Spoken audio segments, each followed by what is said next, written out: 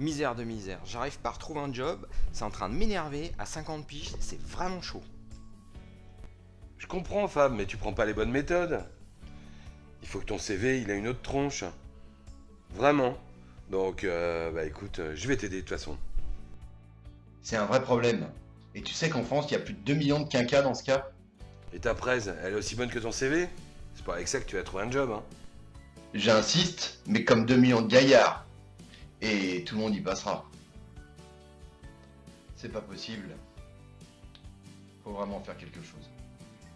Bon, Fabien, ton CV c'est une chose. Maintenant imagine qu'on est des employeurs. Fais-nous une présentation comme si tu étais en entretien. Salut, je m'appelle Fab, mon chat est mort ce matin, et j'ai 50 ans, Mais tu prends des cours la nuit ou quoi? Alors, oui, je suis au chômage depuis 2 ans, et puis... Ah oui, j'aime bien les constructions d'allumettes, c'est top ça. J'ai un dîner la semaine prochaine, tu veux pas venir nous présenter tes réalisations? Soyons sérieux, c'est pas possible, une presse pareille. Faut vraiment que je te forme. Ok, tu vas me coacher, mais on pourrait s'associer pour aider les gens comme moi. Si on crée quelque chose, faut vraiment que ça soit viable économiquement. C'est pas idiot ça? Faudrait faire par contre du recrutement et de l'outplacement en parallèle. Il nous reste 17 ans à bosser. On commence quand? Eh mais, détends-toi. Il y a encore beaucoup de choses à étudier avant. Calmement. J'aime bien ce petit Fabien. Enfin un qui m'écoute. Bon ok les gars, on va faire un état des lieux. Le candidat il se fait licencier.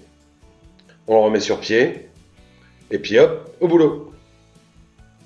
On est complètement d'accord, mais nos candidats sont pas des numéros. Faut vraiment qu'on ait un suivi personnel et individuel.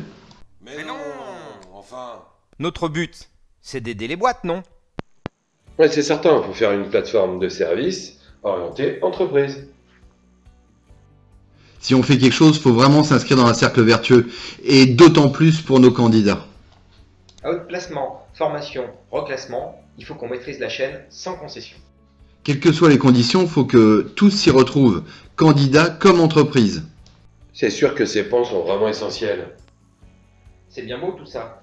Mais un sportif, un chasseur de tête, un commercial, comment vous dire? Moi je trouve ça génial cette complémentarité. On est sur la même longueur d'onde, Olivier, mais maintenant il va falloir qu'on rentre dans le détail pour voir ce qu'on amène à chacun.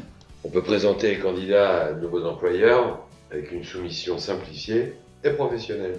Coacher, accompagner, former. L'humain avant tout. Faut considérer la personne comme un être et non comme un CV uniquement.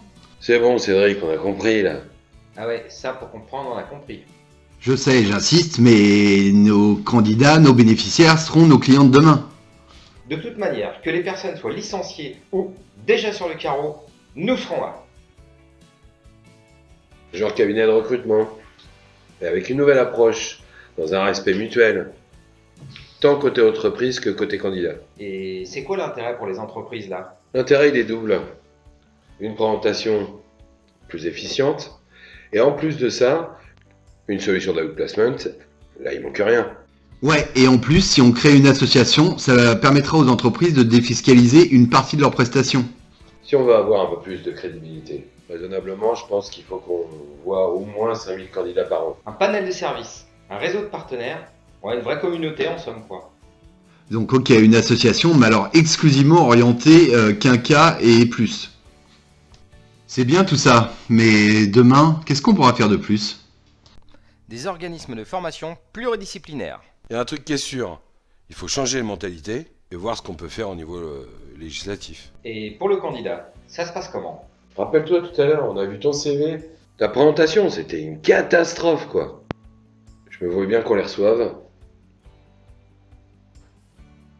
On leur explique comment se présenter, comment présenter leur CV, et puis ça roule. Ouais, mais l'entretien, c'est la clé. Faut absolument les aider à tenir un entretien. Savoir se vendre, c'est la clé. Ah, c'est bien beau ta théorie, mais là il faut que nos bénéficiaires ils puissent un peu s'entraîner avant le jour J, non? On est d'accord, Fabien. Faut leur donner tous les outils nécessaires à la reprise d'un emploi. Et on les lâche pas tant qu'ils n'ont pas retrouvé d'emploi. À s'y préparer, on pourra les proposer à des entreprises qui recrutent. Voilà, on est d'accord, et ainsi ils pourront redevenir des acteurs économiques de notre pays. Donc il y a des avantages pour nos adhérents. Un service vraiment gagnant-gagnant. Nos adhérents doivent gagner de l'argent, accéder à la base le plus facilement possible. On les aide à réduire leurs coûts de recrutement et participer à l'effort collectif, c'est pas rien. Nos adhérents doivent absolument intégrer nos campagnes de com. On a tout, là. Un tour de France pour les chercheurs d'opportunités.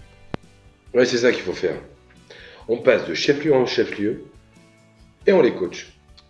Idéalement, il faudrait former une 50aine de personnes par jour, pendant 4 heures. De notre côté, on fournit une équipe de 4 personnes. Si mes calculs sont bons, ça fait environ 6500 bénéficiaires vus par an. Ça nous donne un vivier de candidats, mais absolument sans égal. Maintenant, il va falloir les suivre. Il faut qu'on trouve un nom à cette assoce. Vous pensez quoi de Senior Plus? Sénat, sérieux, Senior Plus, ou je sais pas quoi. Qu'est-ce que vous dites de Institut Senior Expert, ou ISE? C'est pas mal, non? Fab, Senior Plus, ça transpire un peu le monte-escalier électrique de ma grand-mère.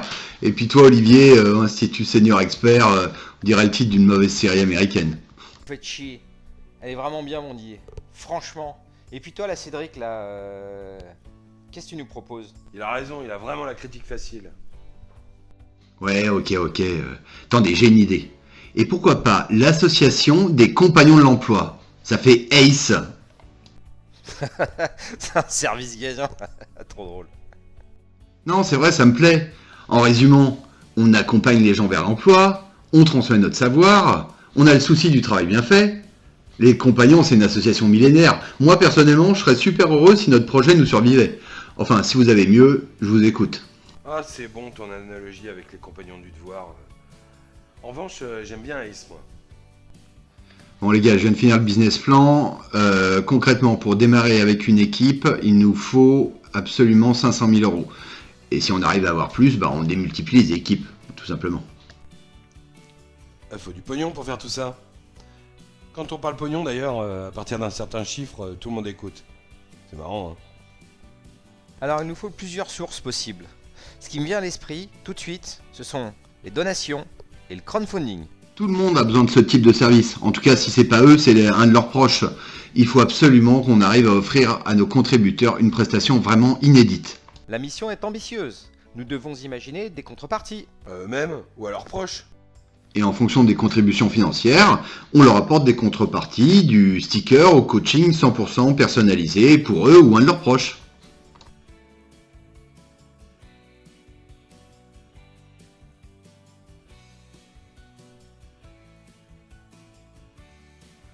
C'est l'affaire de tous.